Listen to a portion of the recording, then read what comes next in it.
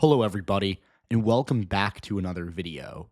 In today's video, we'll be taking a look at the new Texas congressional map that was released by Republicans in the legislature earlier today. This is going to be a special video. I'm filming it and going to release it immediately so you all can get the most up-to-date assessment of where things are as of today. There's not much to say. Let's get into it. There's one thing I want to say, which is that I'm going to call this map and refer to it as a gerrymander. Now, those of you who watch my channel know that I don't engage in spreading a political agenda or criticizing one party to benefit the other. I just call it as I see it. And from a purely electoral standpoint, this is a gerrymander.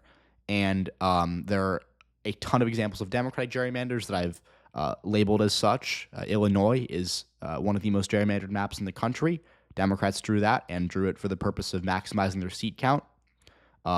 Nevada is a state that is a pretty Democratic, favorable map in a way that isn't, to me, very fair. And it just happens that the topic of today's video is Texas, which has been redrawn to be a very, very aggressive Republican gerrymander. So that's what it is. And obviously, I don't say that to be critical of Republicans or to uplift Democrats, because I just said Democrats do it too. But that's what it is for today's video. So I hope I make that clear. Now, let's talk about this map. So the Republicans previously had drawn an already pretty gerrymandered map that had granted Democrats 13 seats, that were winnable. Obviously, 11 of those 13 seats were pretty safe, but there were 2 in the Rio Grande Valley that were competitive that Democrats had been winning. And they've redrawn basically the entire map to eliminate a Democratic seat in Dallas, a Democratic seat in the Houston area, a Democratic seat between Austin and San Antonio, and 2 Democratic seats in the Rio Grande Valley in the 34th district right here, kind of on the coast, and then the 28th district, which is, of course, landlocked. These are both seats held by Democratic incumbents, and Republicans have drawn them into redder districts. Now, this is the map shaded by the 2024 presidential election, which was obviously a very red year, or at least a very red year in Texas. Donald Trump won Texas by a margin bigger than almost anyone could have predicted, including myself. And this is kind of showing the best kind of data set for Republicans. This is the best look at their districts. Now, another look at their districts is to go back to 2018, where you can see the bluest federal election in Texas in recent memory, where Beto O'Rourke lost by just under 3% to Ted Cruz. You can see seats are a lot more light red. Democrats would actually win a seat in Houston that's been drawn to be a Republican seat. And then look at the Rio Grande Valley. I mean, not just the 2 seats currently held by Democrats, but there are 3 deep blue seats that are just red now.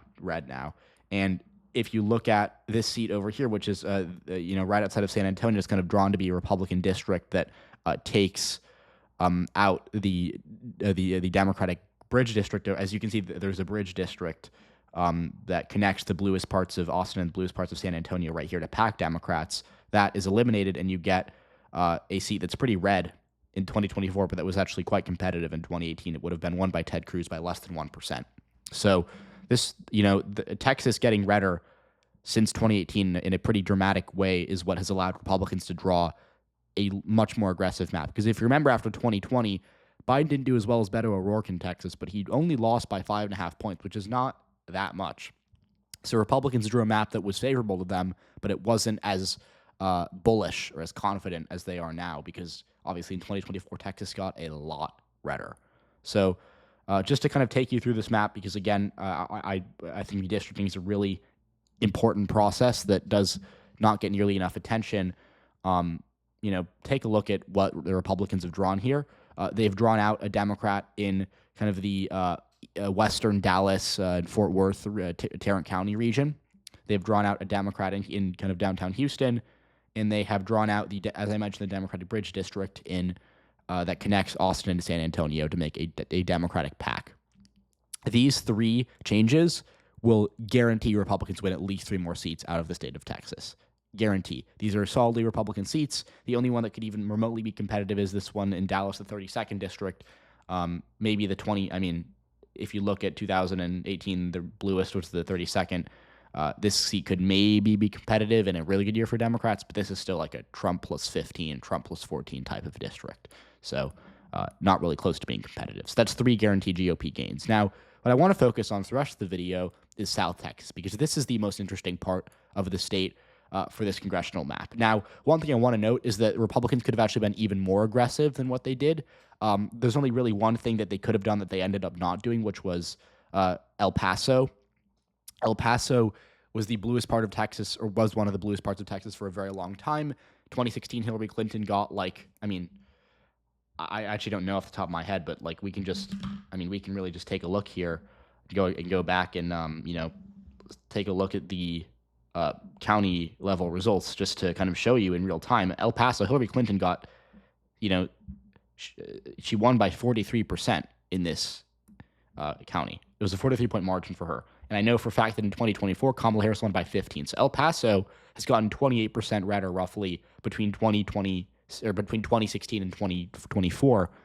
And Republicans could have taken that and run with it. They could have cracked El Paso into 2. They could have kind of drawn a line right here and put part of it with these Republican counties over here, and then another part of it up, kind of stretch it up to Lubbock almost. But they ended up keeping it in one district and giving Democrats the seat to kind of just contain Democratic votes.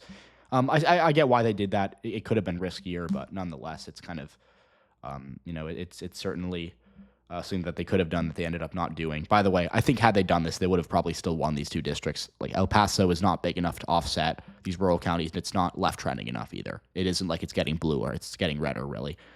So I guess Republicans kind of showed a little bit of respect for maybe Democratic trends, or not Democratic trends, but Democratic support over here by keeping it in one district. But South Texas, they drew a very favorable map. And this is where things get tricky because, as you can see on this presidential data set from 2024 president, Kamala Harris was not close to winning any of these 3 districts. But if you go back to 2018, these are pretty solid Beto O'Rourke districts. So they've gotten redder. But the notable thing is that as these districts have gotten redder, there's been a bit of down ballot lag. The Republican Party has done really well presidentially here, but in congressional elections and in some Senate elections, not really so much. And that's why Democrats, despite the fact that they have lost a lot of support in South Texas in 2024, they held on to 2 seats in this region, right? Henry Cuellar in the 28th and then Vicente Gonzalez in the 34th. They both won their elections. So, and by the way, they did this in seats that already voted for Trump. They weren't as red as the new iteration, but these were Trump districts.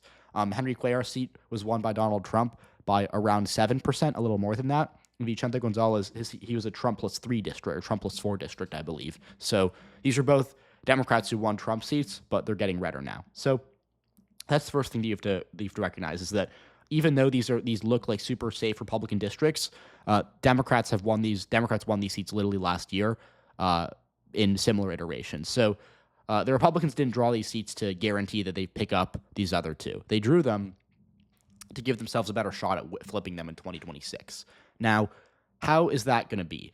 Well, we'll start with the 28th district, because the 28th, I actually think Henry Cuellar is maybe a narrow favorite in, and Henry Cuellar, assuming he runs again, is the Democrat who represents this district. Cuellar won by 6% in a Trump plus 7 seat, so he outperformed by over 13% compared to Kamala Harris. In a Trump plus 10 seat, if you shift that, he'd win by 3%, which I think long term could be a problem for him because his district is getting redder. But in 2026, like 2022, the turnout in the Rio Grande Valley is likely to be down, and that'll actually benefit Democrats. In 2022, we saw that the counties that had the biggest drops in turnout compared to 2020 were the more Republican counties. And what I think we're seeing in South Texas is that voters who are lower turnout are actually more Republican leaning, whereas voters who are higher turnout or higher propensity are still with Democrats for the most part. So that means the 2026 electorate in a Trump plus 10 seat will probably be only like a Trump plus 4 or 5 electorate, and that's certainly winnable for Henry Cuellar, considering he won a Trump plus 7 electorate in 2024 with Trump on the ballot, by the way.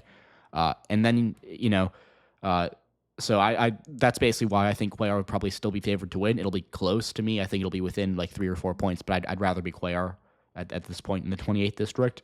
And then in the 34th district, what you can see is that Gonzalez, who is in a Trump plus 4 district, is now into a Trump plus 10 district, which gets dicey because he outran Harris by 7. If he does that again, he would lose. He would lose by 3 in this Trump plus 10 district.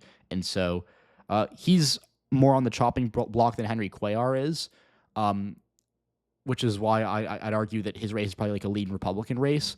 But I will admit that I think it's certainly winnable for him. The Republicans in 2024, this was a very close House race even last year in 2024.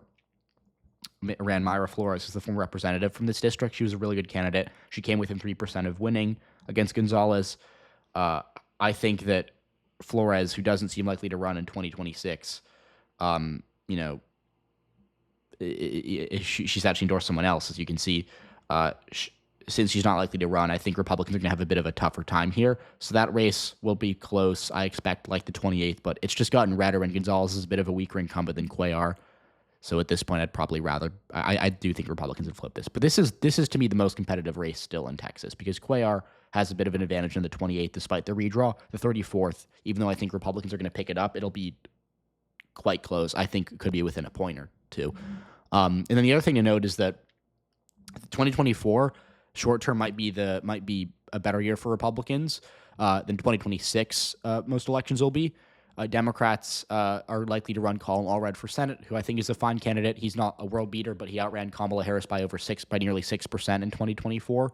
And Republicans seem likely to run Ken Paxton, assuming he wins the primary. And Ken Paxton is one of the weaker Republicans candidates or the candidates Republicans have. I don't mean to say that he'll lose, because I don't think he will, quite frankly. I think he'll win by a fairly comfortable margin, but I think he'll do worse than Donald Trump, certainly, who won these districts, or who won the state by 14 points. And I think he'll actually do worse than Ted Cruz in 2024, who won by over 8%. And by the way, Ted Cruz won all these seats too, but he only won the 28th by 1. He only won the 34th by 2, I think. So not really huge margins for the GOP. And Ken Paxton very well could lose one of these seats, and he could bleed in the suburbs as well, even if he wins statewide. So just a couple of things worth noting at this point in time. Now, the overall takeaway, though, and this is the most important thing, is that the Republicans have gained seats here no matter what. At worst, even if Democrats can, fight and live another day in the 28th and 34th districts, hold those 2 seats, which would be huge for them, they're still losing 3 seats that they would have had safely in any previous map. So that is a huge win for Republicans, taking back in their attempts to hold the House. It might not be enough, because the House, I think the consensus that the House is going to flip by a decent amount at this point. I'm not sure if I agree with that. You'll have to wait for my next House prediction. But it's still worth noting. And then the last thing I want to say is that Democrats have a chance to respond in California. It seems more likely they'll do that. And just at this point, Democrats have threatened to draw even 5 to 7 new seats for themselves, so we might even get even more in the weeds, and I might have to make another one of these videos. But for California, if they end up drawing a new map, which seems more and more likely by the day. Beyond that, Republicans have a good chance to redraw in Ohio. They're discussing it in Missouri, although I've heard reports that might not happen. So I think the most likely outcome is that Republicans redraw Ohio, and maybe Democrats can pull it together in California to kind of try to cancel that out. So it's an interesting process. I've always said that I think redistricting is kind of uncivilized, in the sense that it isn't, to me, it isn't good for our country that some states follow by some rules, other states follow by other rules, and that we have a very uniquely American problem of gerrymandering. Right? We're not the only country that has districts that have to be redrawn according to population estimates. Look at ridings in Canada. Look at constituencies in the UK. Not a huge gerrymandering problem over there. In America, we have this problem, and it's very, it's worth talking about, but it's also a very legitimate thing within our political system that I think most Americans, Democrats and Republicans, would be better without. But that's enough of my opinions for one video. Again, please let me know what you want to see next, and let me know what you think about this map. I'll talk to you all very soon.